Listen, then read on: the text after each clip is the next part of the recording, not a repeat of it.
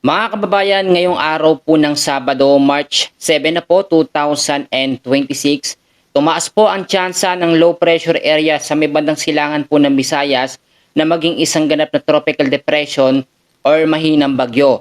Pero hindi naman po ito nakikitaan, napapasok po sa loob ng ating Philippine Area of Responsibility. Ngayong araw din po ng Sabado ay aalamin po natin ang iba't ibang weather system po na nakakaapekto sa malaking bahagi po ng Luzon, Visayas at Mindanao. Pero bago ho tayo magpatuloy, ako po muli si Kuya Francis, ang inyo pong weather forecaster. Ngayong araw po ng Sabado, hihiling lamang po ako ng pabor na i-like at i-share nyo po ang ating update sa ating mga kababayan. Maraming salamat po. Mga kaibigan, mga kababayan, sa pinaka-latest po na tropical cyclone threat potential ng pag-asa na inilabas po nila, ay meron po tayo ditong tinatawag na panibagong low pressure area na sa ngayon po ay nasa medium chance na ang tsansa na maging tropical depression or mahinang bagyo. So kung makikita nyo, sa pagitan po ng March 6 hanggang sa March 12, ito pong LPA na ating namomonitor sa ngayon ay lumalapit dito po sa ating Philippine Area of Responsibility. Sa ngayon, hindi pa ito nasa loob ng ating PAR, pero inaasahan, pagitan ng March 6 hanggang sa March 12, ay nagkakaroon ito ng tsansa na mas lumapit sa ating PAR o Philippine Area of Responsibility. Sa ngayon po, hindi pa naman natin ito itinuturing na banta po bilang isang malakas na bagyo o sinasabi nila na typhoon o super typhoon category.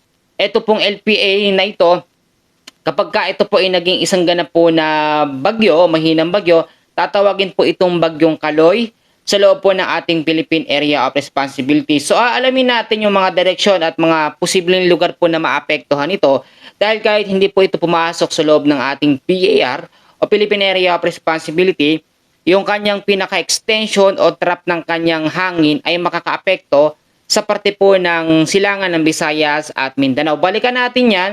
Ngayon po ay alamin muna natin yung ating tinatawag po na forecast weather condition. So ipapakita ko yung pinakamapa natin, no, at para malinawan din tayo, no, at makita natin yung kalagayan ng ating panahon. Actually kahapon, no, ay umulan, no, bandang hapon na po, medyo paggabi na. Yun po ay dulot ng mga localized thunderstorms. So kung makikita nyo sa ating pinaka-live na mapa, ito po yung pinakamapa natin, no. Makikita nyo meron pa rin tayong northeast monsoon, meron tayong easterlies at meron tayong mga localized thunderstorms. Pero wala tayong aktibong bagyo ngayon, ha? Sa loob ng ating Philippine Area of Responsibility. Yung LPA na sinasabi ko kanina sa ating tropical cyclone threat potential, ito po yun. Yan yung low pressure area na nasa medium chance na maging isang bagyo o mahinang bagyo sa mga susunod po na mga araw. Pero hindi pa naman ito direktang tumutumbok po, no, sa ating Philippine Area of Responsibility. Kaya kinakailangan na patuloy nating i-monitor yan at bantayan natin. So ngayon, alamin muna natin yung ating forecast weather condition. Gayun pa rin po, no? Dito pa rin po tayo sa may area ng Batanes, sa may Babuyan Islands. Apektado pa rin po ng tinatawag natin na northeast monsoon or hanging amihan. So may mga chance ng cloudy skies with light rains. Actually, ang amihan po sa ngayon, hindi na ito masyadong maramdaman. Pero nandyan pa rin yung hangin niya, no? Kung makikita nyo sa ating pinakamapa, itinutulak ulit siya ng high pressure ng hangin sa taas sa may bandang Hilaga. Pero mas nangingibabaw po ang lakas ng easterlies. Ito po, no? Yung maalinsangan at mainit na hangin na nanggagaling po sa may karagatang Pasipiko. Mas lamang yung lakas ng hangin ng easterlies kaysa po dito sa amihan o northeast monsoon. So, meron pang huling bugso, no? Ang amihan bago po matapos ang buwan ng Marso.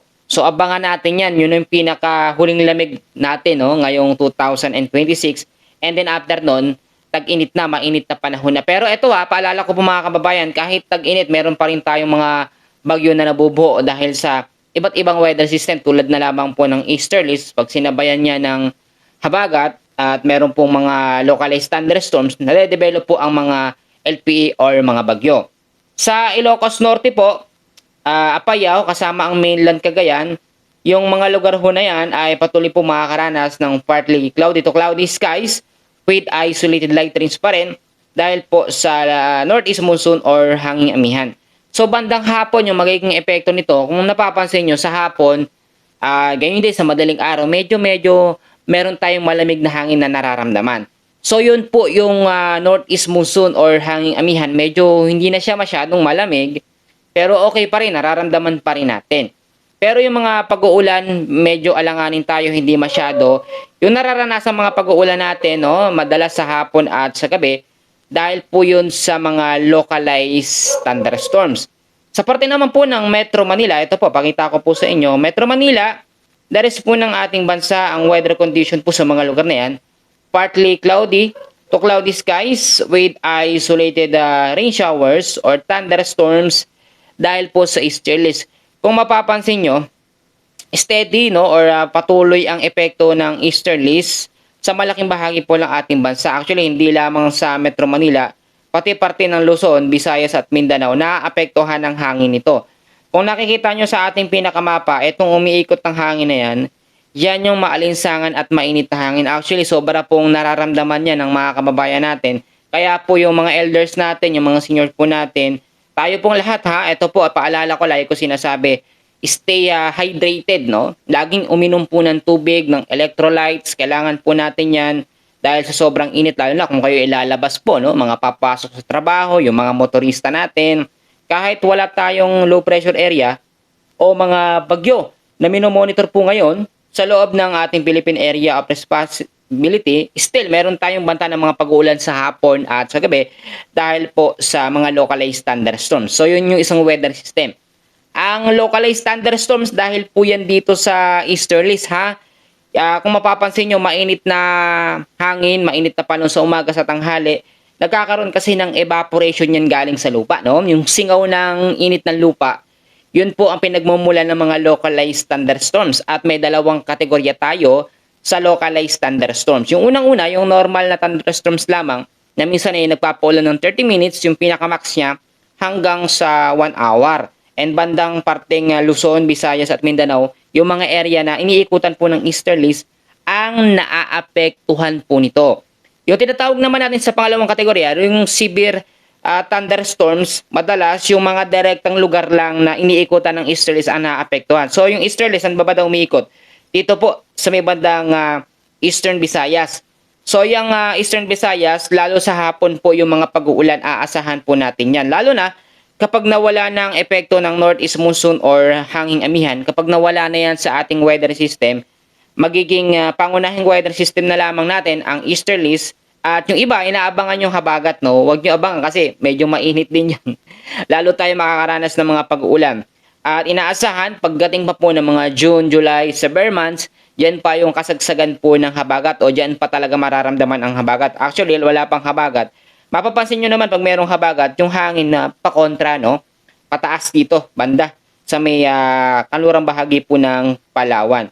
So, balikan natin yan. Ngayon po, ito, no?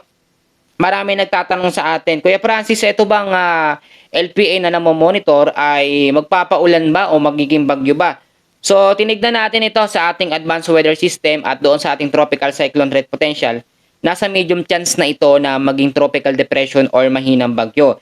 Ang iba kasi, yung sinasabi, no, nababasa ko po sa comment section natin, sana umulan naman, no? Kahapon umulan, no? Biglang malakas talaga, pero ganun pa rin, lalong uminit dahil sa singaw sa lupa.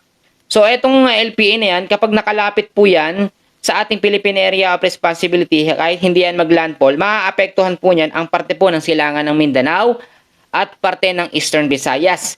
Yan yung mga area na ating nakikita, no? Dito sa ating tinatawag na weather radar system, no? Sa ating pinaka-system doon sa ating tropical cyclone threat potential. At yung pangalawang tanong sa atin, eto ba magiging typhoon or magiging super typhoon?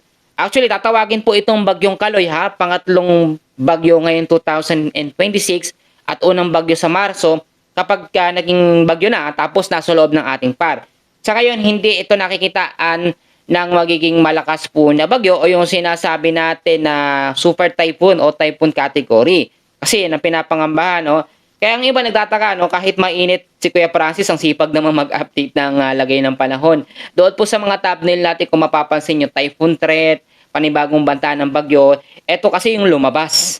So kinakailangan i-alertuhan ko yung mga viewers natin, yung mga kababayan natin para din maabisuhan ko sila ng maaga. Actually, maraming salamat po sa patuloy ng pagtangkilik nyo kahit mainit ang panahon, still nanonood po kayo sa akin. Nako, utang na loob ko po yun sa inyo kasi kung hindi po dahil sa inyo, wala po tayo dito, hindi po tayo nagbabalita. Uulitin ko ha, kahit po wala pa tayong bagyo ngayon sa loob ng ating bansa, merong nagbabanta. Iyan nasa medium chance na. Ang kasunod ng medium chance, high chance hanggang sa maging tropical depression. Ipapaalala ko na ang isang tropical depression o mahinang bagyo, more on mas maraming pag-uulan yan, pero mahina po ang hangin. Then pasok yan hanggang level 2 na category. Kapag tropical depression, yung pinakamalakas niyan sa ngayon, kaya lamang yan sa pagiging tropical storm. Yung pangalawang level yon, which is signal number 2 na category, kapag naging bagyo.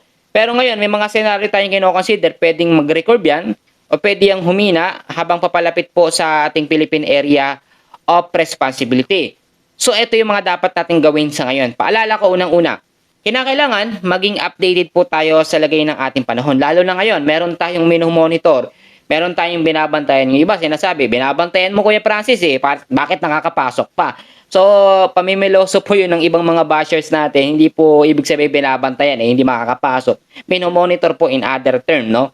So, ito po, kailangan maging updated kayo kasi kahit wala tayong bagyo, may LPA naman, may iba't ibang weather system. Kailangan alam natin yan kung bakit nagkakaroon ng mga pag-uulan. Kasi yung iba, pag umulan, ang iniisip, meron po agad na bagyo, which is wala naman po talaga.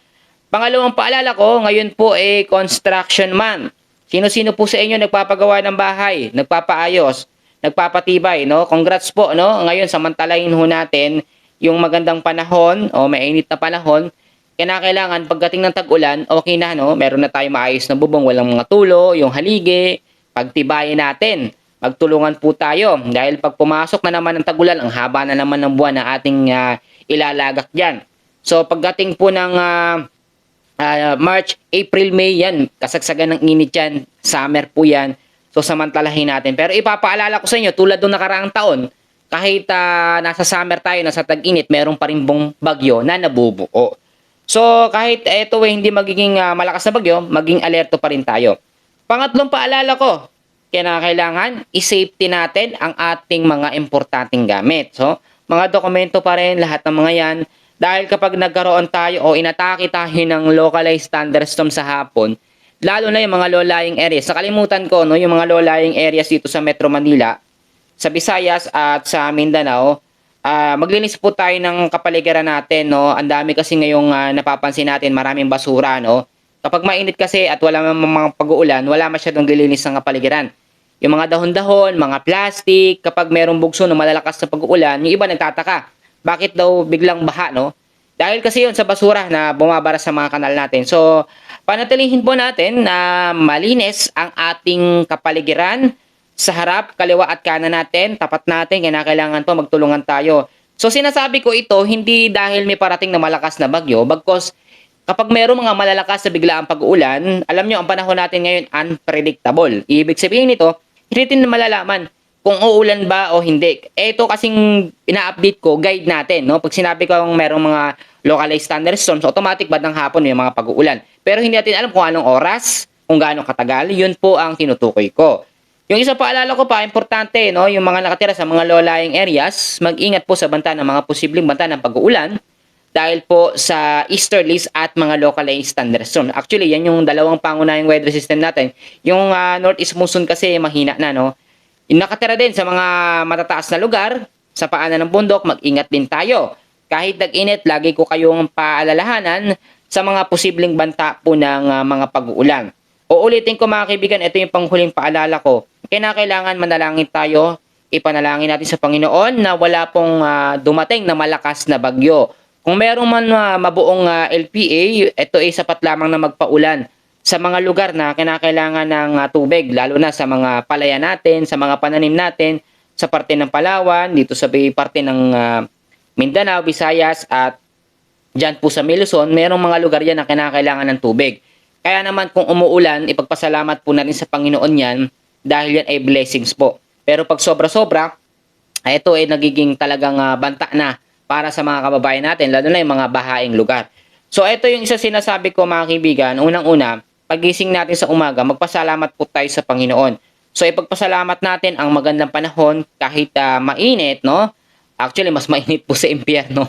Totoo po yan. Itong init na ating nararamdaman ay dahil po sa pagbabago at sa ating kalikasan, no? Sa pagputol ng mga puno, mas nararamdaman natin ang init, lalo na sa parte po ng Metro Manila, sa Luzon. Wala na masyadong mga puno dyan. Dito sa Eastern Visayas, sa Visayas areas, sa Mindanao, medyo okay, malamig ang panahon. Pero kapag nandun tayo sa mga syudad, city, medyo mainit po talaga ang panahon. Summarize tayo, eto na. Ang pangunahing weather system natin, easterlies ha. Nakaka-apekto po yan sa parte ng Luzon, Visayas at Mindanao, yung circulation po ng easterlies. Pangalawang weather system, yung localized thunderstorms, yan ay kasunod ng easterlies ha. Yung bandang hapon na epekto ng mga pag-ulan dahil po yun sa mga localized thunderstorms. Kaya minsan, hindi kayo magtataka, no, o magtataka kayo bakit may mga thunderstorms alert, no, thunderstorm alert kahit na mainit ang panahon. Sa bandang hapon po yun, dulot po ng easterlies. Ito pa yung isa nating summarize doon sa LPA. Ang LPA nating monitor, ito ay nasa medium chance, may chance na maging high chance, pero hindi pa nakikitaan sa ngayon, napapasok po sa ating Philippine Area of Responsibility. Meron na siyang sirkulasyon. Ito, nakikita nyo yung hangin na yan. Ito yung easterlies po. Ito yung sirkulasyon ng hangin ng low pressure area. Kapag ito ay lumawak ng lumawak, yun yung makaka-apekto dito po sa bandang silangan po ng Mindanao at dito sa may Eastern Visayas. Actually, kahit hindi na ito pumasok na ating Philippine Area of Responsibility, makaka-apekto yung trough extension ng kanyang hangin. Ang ipanalangin natin sa Lord, sa Panginoon, na ito ay hindi po maging malakas. Kasi dahil sa pagbabago, sa climate change, kahit mainit ang panahon, may mga tsansa pa rin na may mga mabubuong bagyo na hindi natin inaasahan na posibleng magkaroon ng potensyal na lumakas. So ngayon mga kaibigan, mga kababayan, yan po muna ang ating pinaka-latest na weather update sa lagay ng ating panahon. Maraming salamat at God bless po sa inyong lahat.